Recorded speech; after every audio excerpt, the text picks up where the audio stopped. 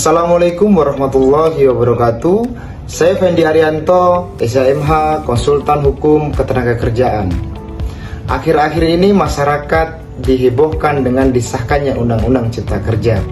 Jika kita pahami bahwa Undang-Undang Cipta Kerja yang baru ini akan memberi ruang gerak perekonomian ke arah yang positif.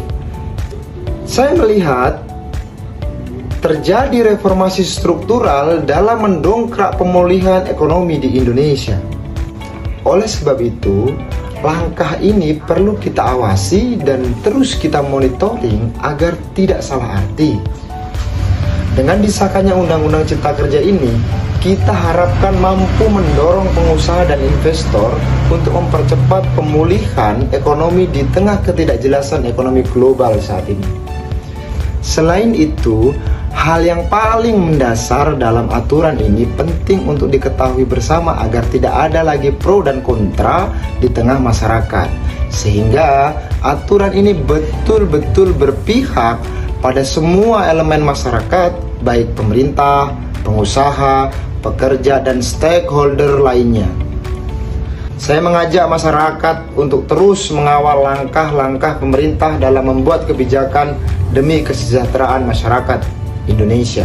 Putusan Mahkamah Konstitusi terkait Undang-Undang Cipta Kerja ini akan berdampak terhadap pemulihan ekonomi nasional, karena ketika Undang-Undang Cipta Kerja ini tidak dapat dilaksanakan sehingga kita kembali kepada undang-undang yang lama, maka dampak perbenturannya undang-undang, baik undang-undang ketenagakerjaan, undang-undang tentang perizinan, undang-undang tentang migas dan lain sebagainya akan muncul lagi sebagaimana kejadian pada tahun-tahun sebelumnya. Maka Presiden melihat pasca Indonesia ini dicabut status daruratnya akibat COVID-19,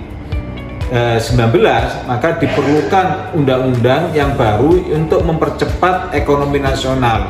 Salah satunya adalah melalui Undang-Undang Cipta Kerja ini, karena Presiden melihat mengapa tahun-tahun sebelumnya selalu susah atau sulit percepatan ekonominya, karena banyak undang-undang yang saling bertentangan, antara Undang-Undang Ketenagakerjaan bertentangan dengan Undang-Undang Perizinan, Undang-Undang Perizinan bertentangan dengan Undang-Undang migas dan lain sebagainya. Maka kemudian harapannya nanti kalau Undang-Undang Cipta Kerja ini sudah diperbaiki sesuai amanah dari putusan MK, ini akan lebih bagus. Menanggapi Undang-Undang Cipta Kerja tentu sangat menguras energi baik itu pemerintah maupun masyarakat.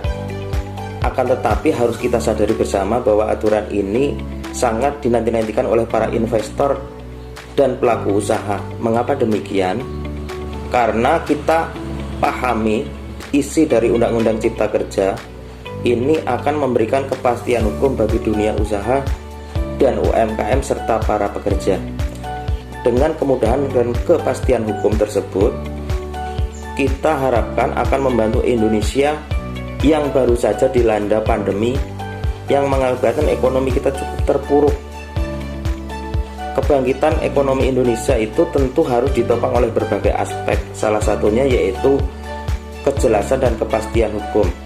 Setelah Undang-Undang Cipta Kerja ini berjalan, kita akan melihat ada pertumbuhan ekonomi yang pelan-pelan ekonomi nasional betul-betul terwujud. Sebagai masyarakat yang baik, tentu kita harus mendukung rencana yang dibuat oleh pemangku kebijakan. Ini semata-mata kita lakukan untuk perubahan dan perwujudan kesejahteraan masyarakat Indonesia. Bersama masyarakat tentunya saya mengajak untuk kita bantu program pemulihan ekonomi ini dengan Undang-Undang Cipta Kerja. Terima kasih. Assalamualaikum warahmatullahi wabarakatuh.